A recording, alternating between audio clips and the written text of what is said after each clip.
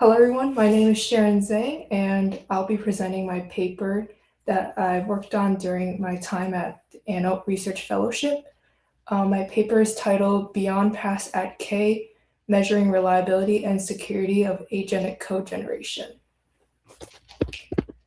And so my paper will look at two independent failures in agent evaluation.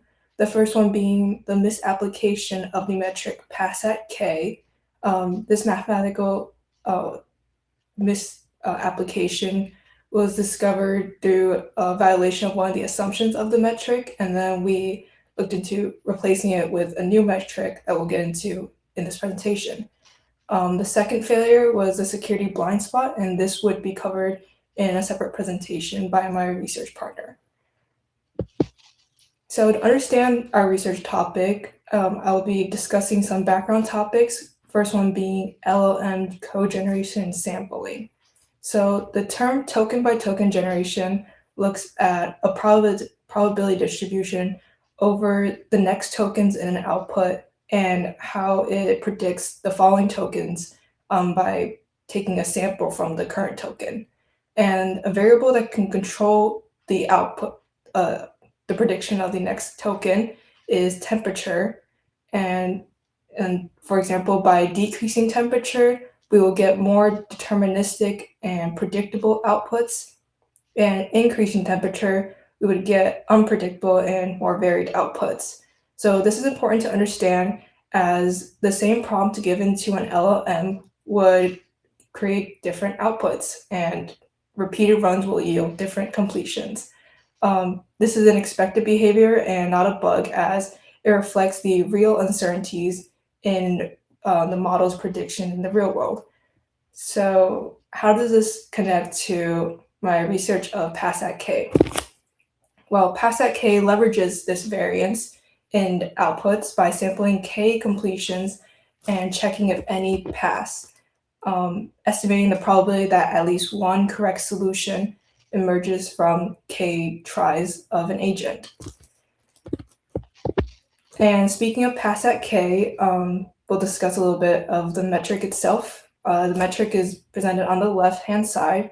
It estimates the probability that at least one of K randomly chosen samples from the N generated is correct.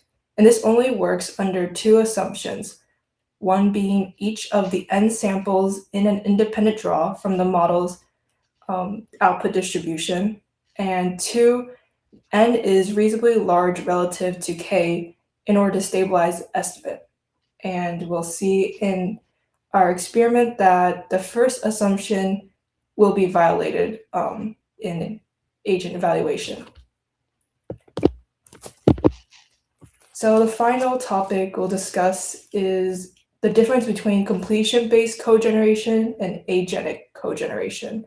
So completion-based code generation is what pass at K relies on, as it is a simple, stateless one-shot call of the agent that is being tested. This is a cheap and fast enough way to sample the agent many times, and this causes it to not be as produce as reliable results compared to agentic code generation. This is a multi-step loop, including planning multiple tool calls, observing the tool, and going through multiple iterations. This obviously is more expensive, a little slower, and has different varied side effects. This means that each run must be a deliberate attempt and compared to a cheap sample. This connects to the reality of what engineers do when they want to pick a reliable agent, as engineers want to run an agent once and have it give an accurate output. They can't afford to be running an agent 50 times and picking the best out and cherry picking the best output.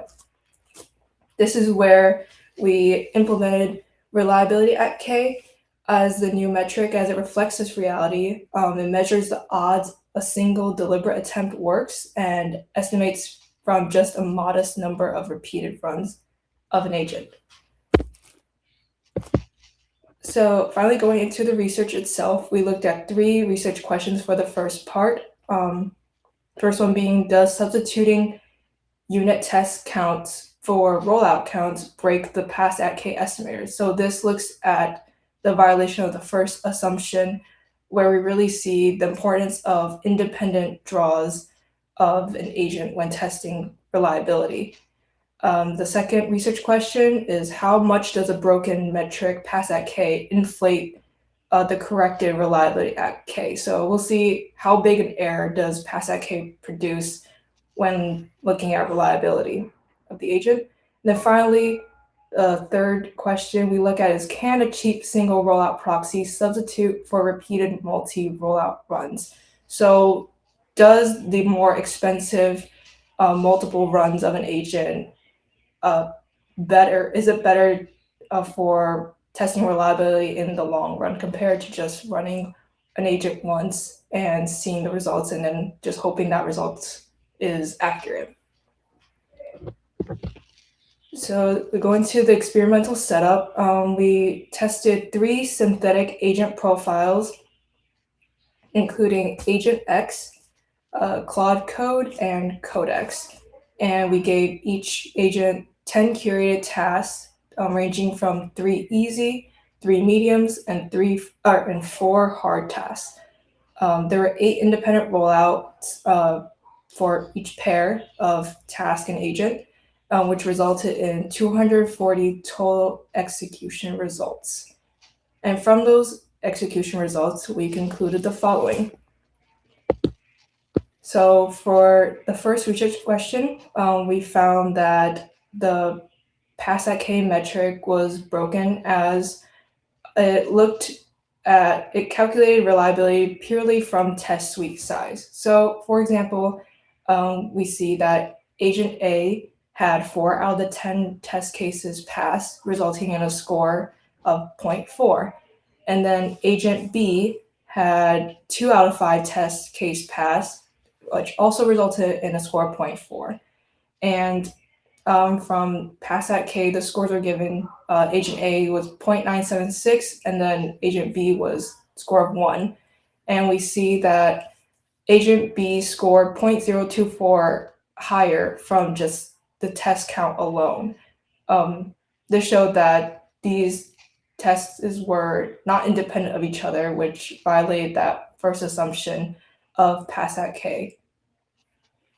And then this goes into the part where we implemented reliability at K, and then we see the errors, how big the error inflation was between pass at K and reliability at K.